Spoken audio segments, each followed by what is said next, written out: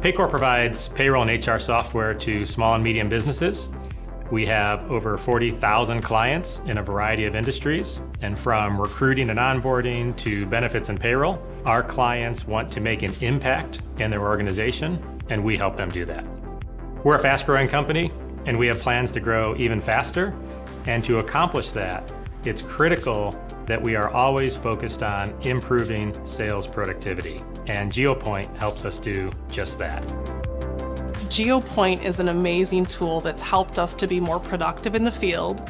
It's helped us to increase the number of prospects that we're getting in front of, and it's just amazing technology that helps us be more prepared in the field. My team absolutely loves using GeoPoint. It saved them a tremendous amount of time, and so we've seen almost 2.5 more drops per week when we're using GeoPoint. I use GeoPoint on my mobile app on an almost daily basis. It actually is very strategic in the ability to optimize a specific route and get through that route in the most efficient way possible. It allows me to visualize my geographic territory, see where the concentration of my prospect accounts are, and know where I'm going to spend the majority of my time so that I'm actually able to hit a much higher level of accounts that I would not otherwise be able to hit. Because of its integration with Salesforce, I'm able to click directly into the opportunity that I'm working on and add notes, add the visit, and log the drop that I may have done to that location. GeoPoint is an integral part of our sales process, and the utilization of it across our sales team is really impactful in us being such a successful organization. As a territory analyst, I help create and equalize everybody's territories within their separate regions. It's really important to have GeoPoint so that we can manage the data so that our sales leaders can focus on managing their people. GeoPoint has been a big win for our sales organization. When we were evaluating a mapping solution, we looked at a couple of different options, and ultimately we selected GeoPoint. These days, users are looking for intuitive, easy-to-use technology, and GeoPoint is just that. If you have sellers who are out in the field, GeoPoint is a no-brainer. It really helps them be more productive, maximize their time, and make sure that they're optimizing their client visits while they're out in the field.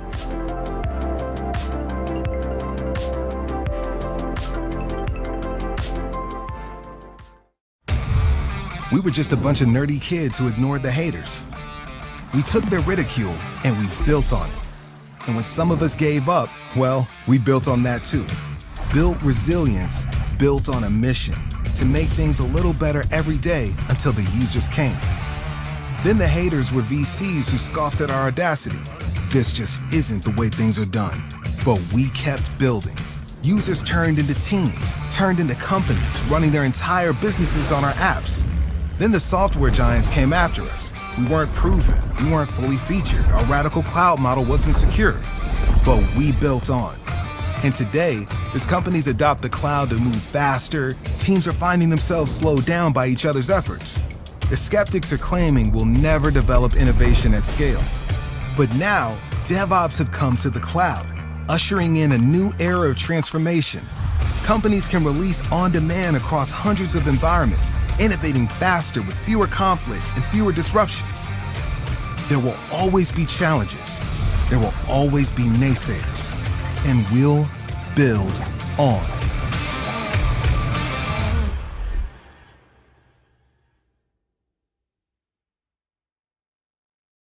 Welcome everyone to the Conquer the Salesforce Marathon be a CTA. And thank you for joining on a Sunday, whether it's 6 o'clock in the morning like for Suzanne, or afternoon like myself, or late in the evening for our APAC friends. We will try to keep the slide deck to a minimum and try to give you as much of our insights and thoughts, and also leave a bit of time for you for a Q&A. I'll just very briefly say why we chose to name it Conquer the Salesforce Marathon, because this really is a certification, as you probably know, unlike any other from Salesforce. It's not about passing a multiple choice exam. It's about really building up your very deep knowledge of Salesforce from all perspectives, It's the pinnacle of the Salesforce certifications. It's difficult to get, but we do believe it has an amazing value, and we'll talk about that a little bit. As some of my friends I know have been saying in other sessions already, the virtual dreaming event, it's also a mindset of growth, of constant learning. It's dedication to the success of your customers. It's proving and developing hands-on experience. And eventually, when you do get the CTA, it's also that kind of willingness of giving back to the community and helping others. So this is why many of us CTAs also have these sessions, try to give back as much as possible to help others, because it's important to grow more architects. The ecosystem needs it. The certification itself requires, like a marathon, dedication, intense preparation, knowing what to do, but also a level of humbleness and a long-term commitment to this, not only until you actually get the marathon, but also past that. It makes you stronger and it makes you better prepared for the future. So this is why we called it the Salesforce Marathon. I am Doina Popa. I'm the Managing Director and CEO of Inotru. I'm a CTA, and I'm on one hand happy that Inotru is the only Salesforce consulting partner founded and run by a woman CTA worldwide.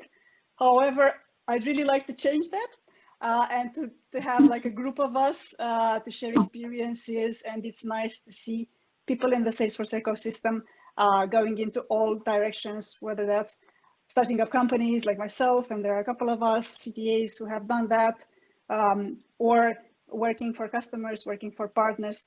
There are great experiences. I will talk a little bit more about myself, but what I want to do is really introduce my super special guest. I think many of you know Suzanne.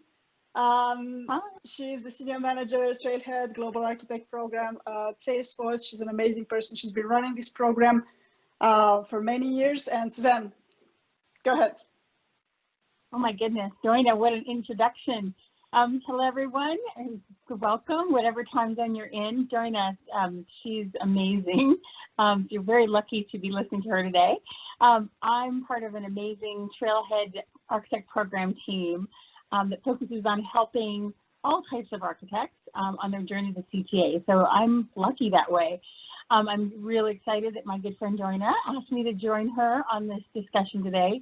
It's definitely a passion of mine as well, to make sure that everyone can learn and find where they're going to be their most successful architect. And so by doing the steps along the way, as Doina said, that will help you in your career. It will help you as growth with your customers. And we're so excited to be presenting this to you today.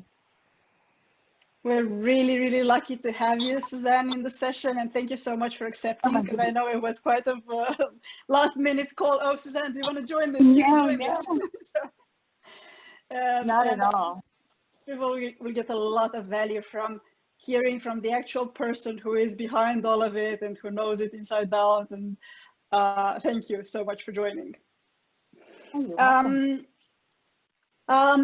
Suzanne, I'll go back to you if you want to say a couple of more words about yourself and your experience running this program over the past years. Sure. I've been with the Salesforce ecosystem for almost 12 years. Oh, I know I'm dating myself a little bit there, but have enjoyed every single moment of it and been lucky enough to have worked in some amazing organizations within Salesforce when I was a customer. It's just been quite even a journey for myself throughout the years, is the growth that I've seen and how the ecosystem has grown tremendously. And it's just so exciting. I mean, if you're definitely in the Salesforce ecosystem, you know this already. It's nothing new, but it just, for me, it's a passion that continues to grow. And I hope that everyone on the call is the same thing. It's just this passion for learning. And as we come out with new credentials and new kind of ways to do things within the Salesforce ecosystem, I think it's just another opportunity to learn. So I'm really excited to be part of that learning journey for you. Thank you, Suzanne. And what I think many people don't know is actually how humble you are while you've been doing this for many years and really running such a critical and massive global program with extremely scarce resources and with a dedication that I have rarely seen. So thank you for that. I had to say that. Oh my Sorry goodness. for the fun, but I had to say that because I don't know how many people actually realize that you had very little and achieved so much. Well, thank you. Well, I think a large part because of what you said earlier with you know, how the CTA gives back. That's a huge part of this program too. I mean, I would be amiss if I didn't call that out, because without the help of the CTAs like Dorna, and there's I think over 10 other CTAs in virtual dreaming this, you know, over the next day and a half, they're giving their time. They're talking about different programs and different resources and how to, you know, they're helping you. So without the help of these CTAs and these architects that are giving their time and helping to educate, you know, that helps us build more onto the platform. That helps us build the programs that we can offer. So it's a joint effort. It's a joint effort.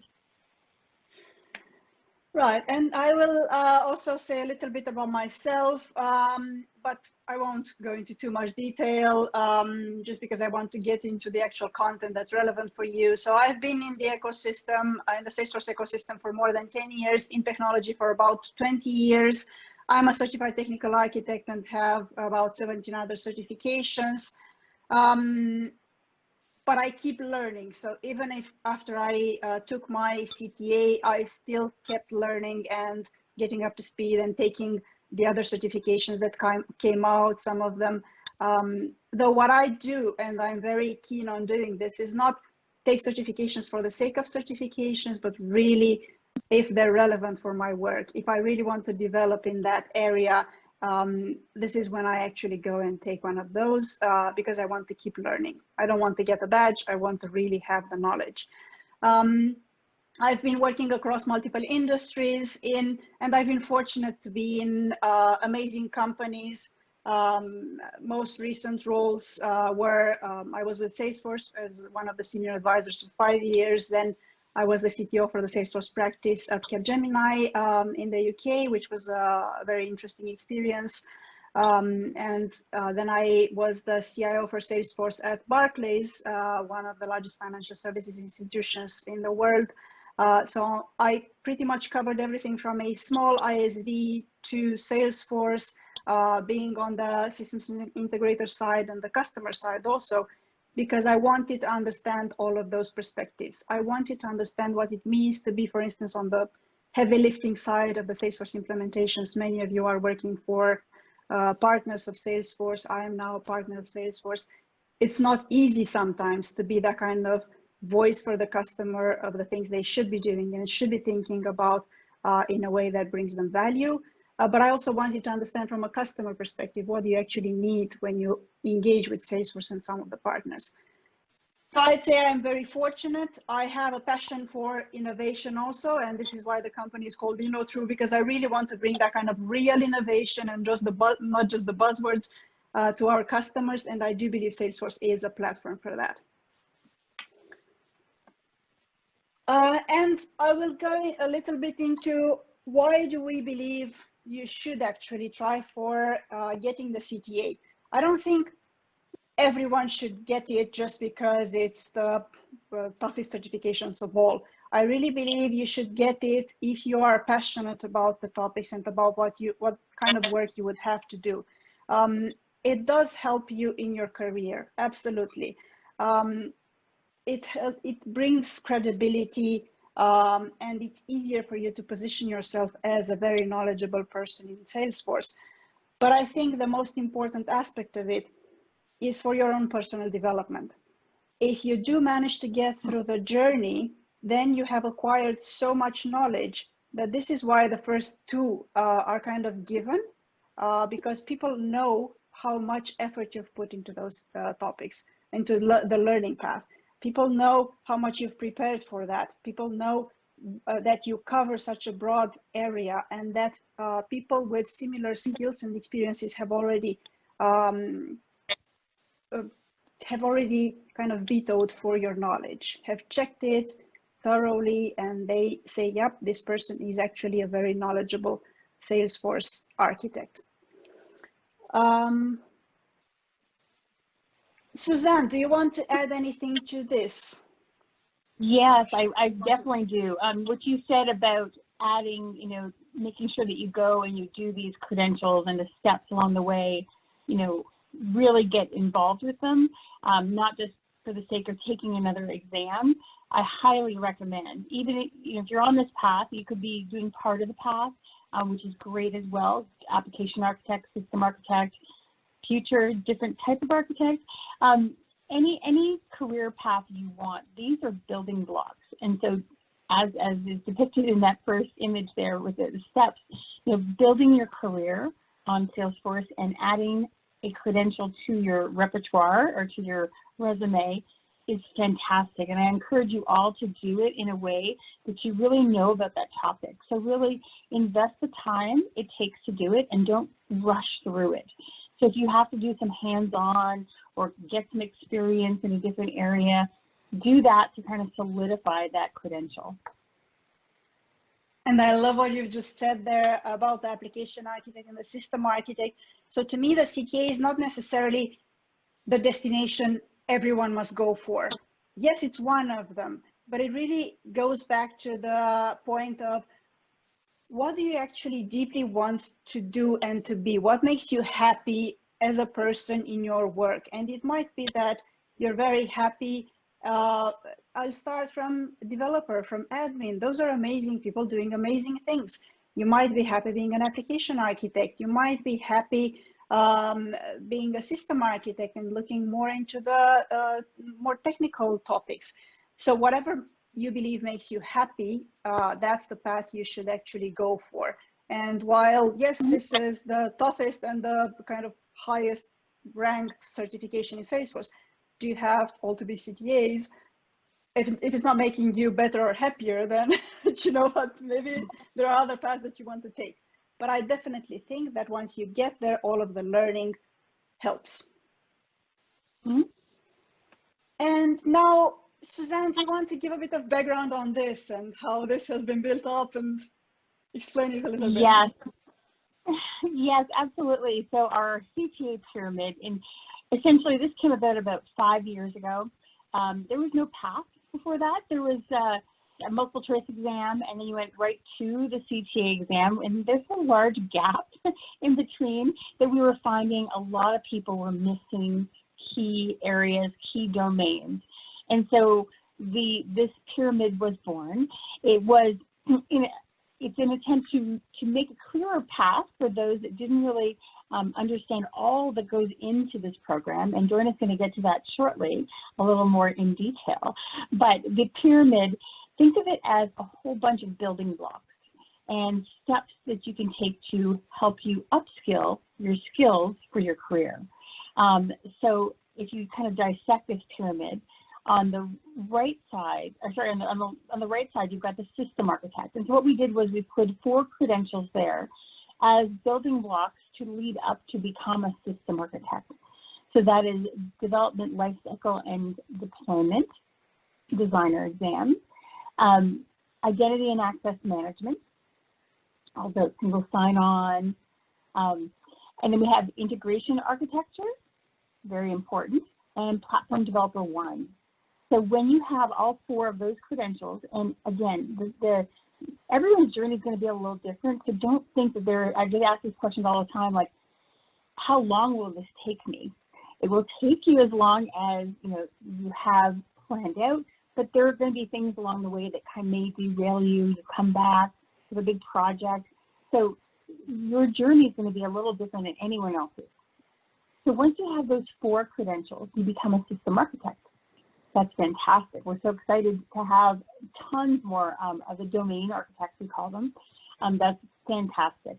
On the left-hand side is the application architect. So that one there, it's data architecture management, sharing and visibility, a very key. I do want to call this out. Very important to know the sharing model and the capabilities of sharing on the platform. That's a key tenet right there. Platform Developer 1 again, and then Platform App Builder. If you notice in the white, it's very tiny, but you can see it on the website as well. Very tiny, but it says Community Cloud Consultant. When you get to the CTA level, we do look into a little bit more community sharing, community as a whole. So we do want to offer that as an optional credential that you can take. And of course, optional as well as admin. So the great thing is that none of these require an admin credential. So I see a lot of people starting out and they're right into the architect credentials, which is so exciting. So once you have your application and your system architect, then that's when you would start your qualification for going further, if you want, to become a certified technical architect. And we'll get into a little bit more of that shortly. And the only other thing I have right here on the side, the experience that comes with it, I guess I ask this a lot as well. We say 8+ years, but that really depends on your background. It doesn't have to be Salesforce specific experience. It could be experience on a different platform. It just depends on what your background is and how that fits in with the Salesforce ecosystem. And I think, Jonah, you can probably add to that a little bit to tell them how that they, how the different backgrounds lend itself towards this focus. Yes, definitely. Thank you so much, Suzanne, for that. And I think, like Suzanne was saying, all of these can be a destination in themselves, and they all can build up to the technical architect certification. The recommendation of 8+ years, of course, is one that Suzanne and the team have recognized from their analysis that is probably a relatively good one for people to have the knowledge that is required. However, what I want to say is I have seen and I'm friends with some amazing people who are extremely young and have come from varied backgrounds, like on the customer side, on the independent contracting, all the way to very experienced people who have 20+ years in technology who have achieved this. So the whole range is possible as long as you really are pushing yourself to gain the knowledge, you have the right mindset to learn and to grow, and as long as you're also very keen on doing hands-on work. So I think in order to really be successful as a technical architect, whether you're just learning yourself, you're a contractor, whether you're a customer on the customer side, whether you're working for a systems integrator or a smaller partner of Salesforce, it doesn't really matter as long as you get your hands kind of dirty and do the things yourself. Because just thinking, oh, I'll understand something, I'll understand how you configure Salesforce, I'll understand how you code, really, unless you actually go in and do something yourself and get that real life experience, it's difficult to just understand things, and the level of knowledge you'll have is going to be relatively limited. So this is why Suzanne is saying the experience is great, but it really depends how accelerated you get that experience, or how deep you want to go into some of it. And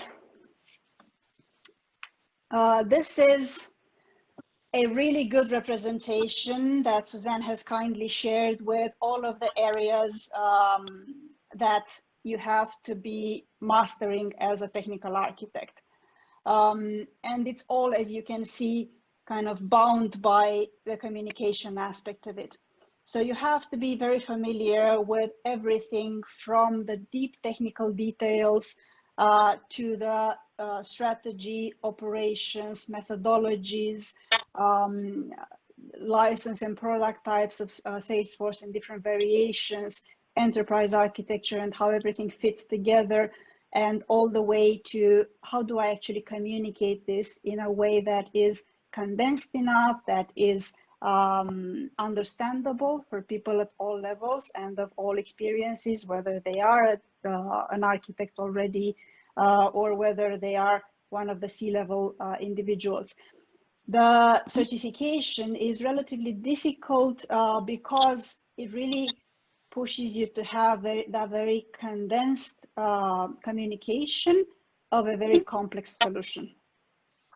So if you think about, if we start looking at these aspects of the wheel, let us call it this way, it starts with what is the actual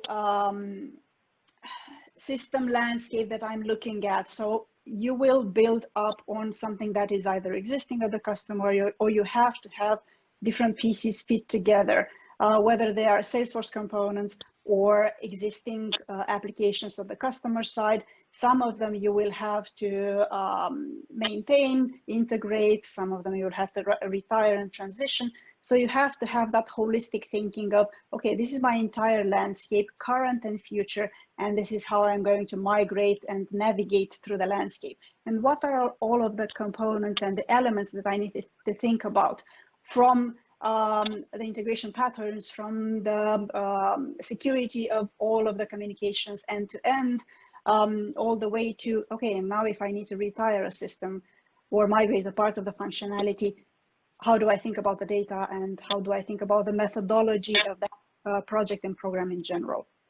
Then if you look at the data model and the artifacts that you need to put there in place there, the people who are your judges for the CTA review board, the people who you have to present to, will act as your customers, as your enterprise architects, and they will need to understand, okay, what kind of components am I looking at? What do I need to have on the platform in terms of the underlying structure for this to work? And how do I make sure that all of my components and all of my data is secured properly? How do I make sure that it's scalable? And this is why you have all of these components of what's the security configuration, what kind of data volumes am I looking at, what kind of relationships do those objects have to have, and this has, and what kind of limits am I looking at when I think about scaling up the platform. This is the underlying base of everything that you will build upon. Then you have to think about securing, whether that's the authentication and authorization to different parts of the solution, whether that is integrating with external systems and making sure that that is resilient and you're not just sending some information in an unsecure way, and then expose the customer to security breaches. And then you have to think, like I was saying, about all of the artifacts that you need to put in place or to have the team put in place for what we call, obviously, DevOps. So how do you actually take your configuration in your code from one environment to the other? How do you test? What kind of project methodology do you recommend the customer? And you need to be mindful of what are they able to absorb and to adapt to versus what you know is best practice, and try to push them towards the best practice as much as they are able to absorb that. So all of these aspects are part of this complex test that is the review board. And this is why it is not easy to get all of this information communicated and condensed in an understandable way, so that you have basically demonstrated all of your knowledge. So people ask all the time, and Suzanne can also talk about that if you want to. People ask, oh, what are the judges looking for, and what should I be doing, and are they trying to trip me? And the reality is the judges are trying to get the best out of you and to really understand, is this person going to stand on their feet and have a really full thought solution beginning to end when a complex customer gives them such a challenge? And this is what they're trying to do. They're trying to really get you to think in a certain way that will help you further. Do you want to add anything to that, Suzanne, or Sudhir? I'll add something really small. I think the next slide will help them understand as well. But I think the most important thing is that we're trying to help set you up for success with your customers, right? As you're put in front of customers, you want to be successful, so we don't want you to have any awkward moments. So doing this process and many of the CTAs will confirm that it really helps you fine-tune your skills of how to really synthesize data into a very concise and precise solution for the customer. So, you know, it does kind of help you manage that and come up with the best solution at times. So, if you go to the next slide, Dorina, I can kind of go over, I know that's a lot on that one slide, but if we're going to break it down a little bit more, how do you even begin to get there? There's a lot of data that Dorina presented on that big wheel. So the most important thing is to get those two domain architect levels, to get your system and your application architect first. To try and review your knowledge gaps. If you haven't had experience in a specific area, don't have hands-on experience, maybe you're with a customer, you don't have access to communities, definitely try and get as much experience hands-on as possible. And you can definitely try and review your knowledge gaps. You know, be honest with yourself, and you know, if you have a gap, that's okay. You know, you can find resources to help you fill that gap. Make an individual study plan. Nothing more important. I talk about this all the time at Dreamforce, at Trailhead DX, on most of my calls. That's number one, is put something down on, like, you know, put a plan together on what you intend to do. It can always change, but you have to start with a plan. And then set your target timeline. Yes, put a date, circle it on the calendar, make sure you hold yourself to a date. Again, that date can fluctuate. It can move with projects and life and COVID and all these things that pop up. You can shift it a little bit. That's no problem. But make sure you have something on the calendar, because I don't know about everyone else, but time seems to fly by. It's already almost the end of May. You know, I don't know where time went. But so that's the next step. Set your timeline. Contact us. Raise a case in Trailhead if you're interested on the CTA path and journey. We're here to help you. So our team is here to give you prescriptive ways that you should proceed. Some people email us and say, I want to get there. I don't know where to start. Other people say, I'm here. I'd like to do this at this point. So whatever your journey is, wherever you are in your journey, just let us know. We're here to help you. That's my next bullet as well. We're going to give you prescriptive advice, saying there might be a CTA 601, which is one of our classes or workshops that we give to tell you more about the exam and a little bit more hands-on. And I'll also be telling you later about a 602 that we're going to be coming out with shortly, which is really exciting to help you as well. So different ways that we can help you on your journey. Study. So learn as much as you can on the platform. And I think that was one of the questions we'll be answering in a little bit. There's so much on Salesforce, and we have so many releases, and there's so much to learn. So you have to have a thirst for knowledge for this as well, because you want to continue to grow. And I'm sure that Dorina will admit to this too, but as she said earlier, you know, she constantly wants to make sure that she has everything that is on the platform, that she is constantly learning. So there's not really a, I'm going to get this credential and then I'm going to stop learning. It's like a continual path. So study, learn, learn, learn, always. You're continuing to learn. And then, of course, practice. Practice, practice, practice. Just do hands-on experience, practice mock scenarios. Again, we have some dedicated resources to help you get there with that as well. Thank you, Susanna. Dorina, anything and to we add to also, that? There we go. Yeah, we also put together this kind of flow in order for you to think, okay, so now I've done all of those steps that Susanna was telling us about I've gotten my system and application architect, I have an idea about how I want to get started. I know about when I'm trying to get for the CTA, and you've already contacted Salesforce. They've given you their advice on how you should prepare further on taking into consideration several elements. So then what do you actually do to start the prep? What we would recommend is to see if there's a CTA coaching program available, either in your company or that you can tap into. And then if there is one, register for the program, and then they'll guide you through it. And different companies have different variations of it. Some companies don't, but even if they don't, that's absolutely not a problem. So, okay, you don't have that offering within your company, but then there are community offerings out there, and they range from study groups that people just set together ad hoc, all the way to different trailblazer community groups, people who share their experiences, people who coach others. And ideally, that would be guided by a CTA, but you know what? The important thing is that you do practice and that you do learn together with others. It's very helpful. You can absolutely do it individually, but believe me, it's much easier and much more fun if you do it with others. So try to make a study plan there, then with a coach or part of a program, and start learning individually. And then once you have gone through all of the learning, then you should be ready. And this is a certain example of a plan that Suzanne and I put together.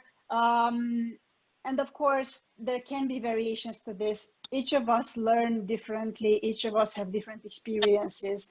But this is what we thought is helpful in terms of structure. So if you have someone who is coaching you through this, or a study buddy, have an introduction session, get to know each other, be very honest about what you know, what you still need to learn, and try to help each other. Try to help the other person on the path, and try to get some knowledge together.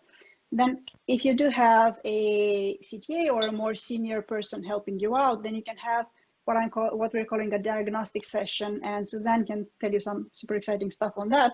But what I want to say is the diagnostic is like getting a scenario, and there are some available in the Trailblazer community also that Suzanne runs, getting a scenario, trying to solve it, trying to kind of mock the review board and how you would present your solution. And on the back of that, the person who you're talking to can give you feedback. And some people honestly talk to their cats, spouses, whatever. The cat won't be able to tell you what you're not doing right, but maybe even your spouse can tell you, your communication is not clear. I didn't get anything of what you said, and it's not about the technical terms, but it's about how you present the solution. Ideally, again, you do that with someone who is a senior in the Salesforce space. Then you make an individual preparation plan with all of the gaps that you need to fill. And you might need study sessions, maybe together with your group, with your coach, on certain topics. And you might say that I want to get better and to learn more about security and, I don't know, integration. So then you could have some study sessions on those particular topics. And if you are thinking, depending on how much you want to go either deep into those topics or cover more of them, it can be like 3 to 9 study sessions I have estimated there in order to really get the knowledge. Then you can do exam dry runs with, if possible, a CTA coach, or if not, again, like for the diagnostic, try to do a dry run of getting some scenarios, solutioning them, presenting them. And don't underestimate this. And Suzanne and I were discussing how many would there be ideally in order for you to be more likely to succeed. And it's about 6 to 8 out of our experience. And it really can be maybe less, maybe more, depending on the individual. And there's no right or wrong. You can do 20 sessions of these if it really helps you.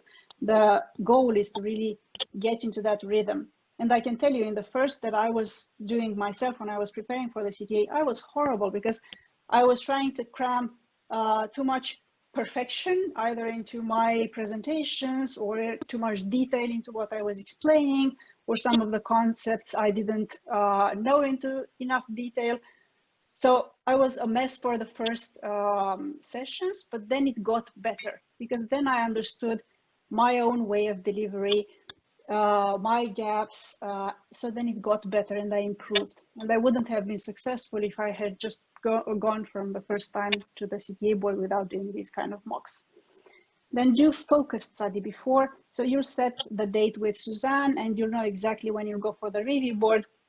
And then do really focused study and get into that kind of mindset about 1 or 2 weeks before the exam. And I know it's not possible to just detach from life and from your work. However, do try to be in that mindset as much as you can before the exam. If you can, do a dry run 1 or 2 days before the exam. That helps, again, solidify the feeling of, okay, I can do this, I'm on top of it. And then you should be ready. Suzanne, do you want to say anything to that? Yes, thank you. One thing I'll say is, like, I love that the name of this session, because, you know, it's a marathon, because I actually tell people that all the time. And one bit of advice I'll give you here is that, you know, I've seen some people, they want to cram. They want to, I'm going to just lock myself in a room for 2 weeks, not healthy. Please don't do that. And I'm just going to cram. I'm going to study. Like, when you do that, you might have done that in your school days. I don't think you retain the knowledge. And for this credential, it's like a career credential. You need to have that as you move forward. So please don't think of this as a cramming exam. It is a marathon. I tell people that all the time. You wouldn't get up this morning and run a marathon in the afternoon without training, without preparing. So think of it as a marathon, something that you're going to strive for, and that it takes months of practice, maybe years of practice to get there. So think of it in that way. And like Joanna said at the very beginning, it's not just a multiple choice exam. It's not something you just breeze through. You could have a shorter journey, which is great, and we always love that, but everyone's going to have their own journey. So don't worry about that part of it. Yes, great advice.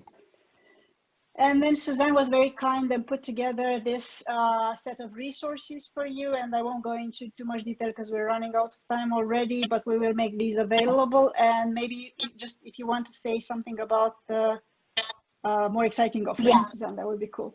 Yes, I think I saw a couple of questions in the Q&A as well that I'm going to reference this to as well. So with the unfortunate situation of COVID, we've had to kind of switch a little bit too. We're going virtual with a lot of our classes, so we've been working really hard at trying to make sure that you don't lose the momentum of your focus for architect. So the CTA journey overview, that's on our Trailhead site, the exam guide, the trail mixes, the one, it's actually not up here, but is the community. The Trailblazer community has all of these links in here. The trail mixes, the workshop links, the CTA 601 in person. Obviously, we've had to postpone all of those. Virtual is up there. The review board schedule, we're going virtual review boards. More information, I'll be having sessions on those. What is virtual review board? What is it? What do you have to do? So that's coming, as well as our 602, which I'm super excited about. So the 602 is going to be a review board diagnostic. So if you look at the Architect Trailblazer community, I have all of that in there. There is a Twitter handle as well, and we did just launch, Zane Turner launched our Architect blog, so that is a link in our community as well. So there's so much information. I think now is a fantastic time to be any type of architect, because there's so much interest, there's so many people out there. I think 8,000 plus strong in our community, so definitely tons of resources for you. Thank you, Suzanne. And this was actually one question from John in the Q&A section. Where should you go for these announcements? I do recommend, like Suzanne was saying, to go to the Salesforce Trailblazer community. She posts all of these announcements here, and the team is very engaged there. So do go to this Salesforce Trailblazer community and be a part of it, and follow everything, every post. Yeah. And with that, I'd really like to thank Suzanne for being my special host, to thank the organizers for setting this up, and to all of you who have joined us today. Thank you so much, Donna and Suzanne. Thank you so much, everyone, for joining. So we have a couple of more sessions going on, then we are ready for our closing keynote. Thank you, everyone.